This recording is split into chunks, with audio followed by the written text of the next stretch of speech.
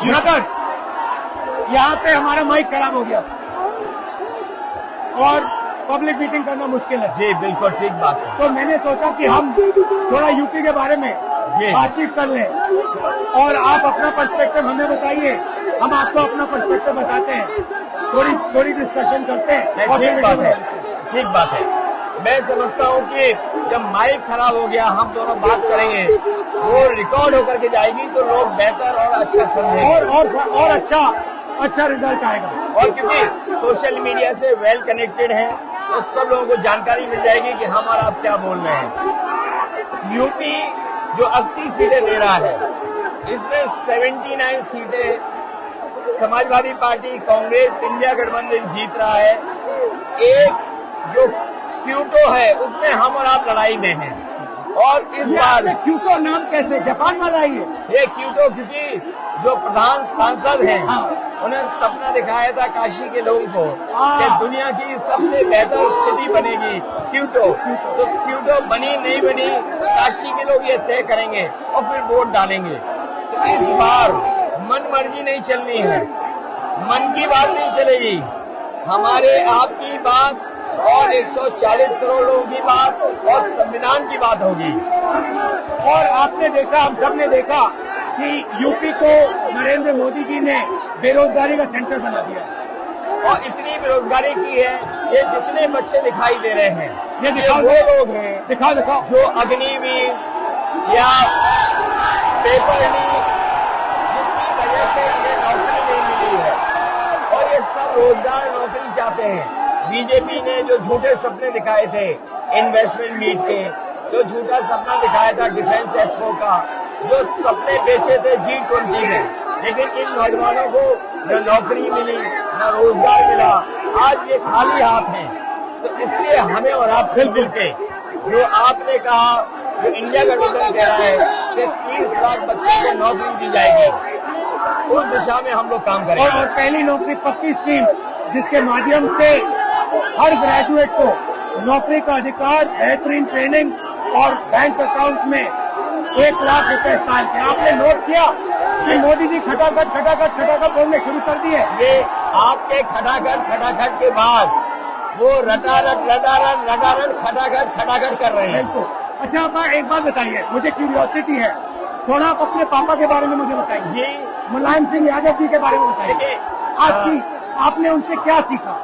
नेताजी और उनके साथ के लोग बिल्कुल जमीनी राजनीति करते रहे। हालांकि नेताजी कुश्ती, पहलवान और गांव के थे। करते हो कुश्ती? नहीं, मैं कुश्ती नहीं कर पाया जीवन में, क्योंकि मैं मिलिट्री स्कूल में चला गया तो कुश्ती नहीं कर पाया। लेकिन नेताजी इसीलिए धरती पुत्र बोले गए कि वो जमीन की बात को समझते थे। धरती पर जो लोग हैं उनकी क्या भावना है उसको लेकर के वो आगे बढ़ाना चाहते थे। और आपका इस क्षेत्र से और इस शहर से आज का लगाव नहीं है, न जाने कितने सालों पुराना लगाव है। जो इमोशनल कनेक्ट आपका इस शहर और शहर से है वो शायद और किसी राजनीतिक परिवार का नहीं होगा। तो नेताजी से उनका हार्डवर्क और अपने लक्ष्य के लिए लगातार काम करते रहना, जो गैर बराबरी की लड़ाई डॉक्टर राम मनोहर लोहिया यहीं लड़े थे। हालांकि हमारी आपकी विचारधारा की यहाँ टकराव रहा, लेकिन हमारे व्यक्तिगत या जो सिद्धांत में कभी समझौता नहीं हुआ। सिद्धांत को लेकर के हमने आपके साथ खड़े हुए और कई बार खड़े हुए, और आपकी भी पार्टी सिद्धांत से बहुत करीब रही समाजवादियों के। बट मुझे लगता है कि अब एक नई तरीके की पार्टनरशिप बन रही है, क्योंकि जो इस बार हमारा कोऑपरेशन है, शायद पहले ऐसा कोऑपरेशन नहीं हुआ। मतलब बिल्कुल सब जुड़ गए। सबसे अच्छा ये है कि जितना उन्होंने कहा 2 लड़कों की जोड़ी, उतना युवा आपसे, हमसे, इंडिया गठबंधन से और जुड़ गया। तो ये नेचुरल अलायंस है, और नेचुरल अलायंस इसलिए लोग महसूस कर रहे हैं कि वो चाहते हैं कि नौकरी और रोजगार मिले, नौकरी और रोजगार मिले। तो ये बड़ी भावना है कि हमसे आपसे ये यूथ कनेक्ट कर रहा है। सबसे बड़ी बात महंगाई की चोट सबसे ज्यादा इन लड़कों को लगती है। हमारी थिंकिंग है और आपकी भी है कि ये जो 22-25 लोगों को नरेंद्र मोदी जी ने पूरा का पूरा धन पकड़ा है, उसको ठीक करने के लिए जो हमारे युवा हैं, माताएं बहनें हैं, उनको डायरेक्ट बैंक अकाउंट में पैसा देना है। देखिए, ये जो लोगों के पास पैसा पहुंचने से जो अर्थव्यवस्था को लाभ मिलेगा, मैं समझता हूँ इनका भाग्य भी बनेगा और देश की अर्थव्यवस्था भी बेहतर होगी। ये जरूरी स्कीम है कि इनके अकाउंट में पैसा पहुंचे, जिससे थोड़ा बहुत जीवन स्तर इनका भी अच्छा हो। नरेंद्र मोदी जी डिबेट से क्यों डरते हैं? क्योंकि वो सच का सामना नहीं करना चाहते। पूरा उनका झूठ का गुब्बारा है।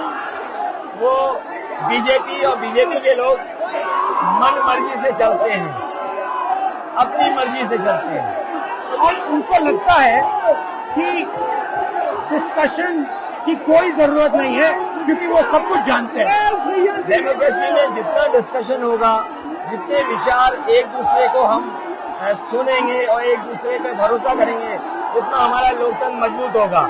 ये बीजेपी के लोगों ने न केवल हमारी जान को खतरा पैदा किया है, बल्कि लोकतंत्र को भी और संविधान को भी खतरा पैदा कर रहे हैं।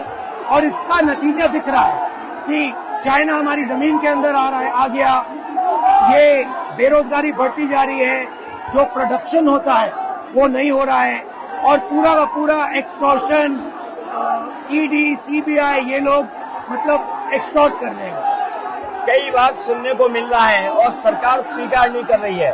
लद्दाख की हमारी सीमाएं सुरक्षित हो गई, और अरुणाचल के आसपास या सीमा जो चीन से छू रही है वो बहुत असुरक्षित है। तो चीन से जहां हमारा सीमाओं का खतरा है, वहीं चीन से हमारे बाजार को भी खतरा है।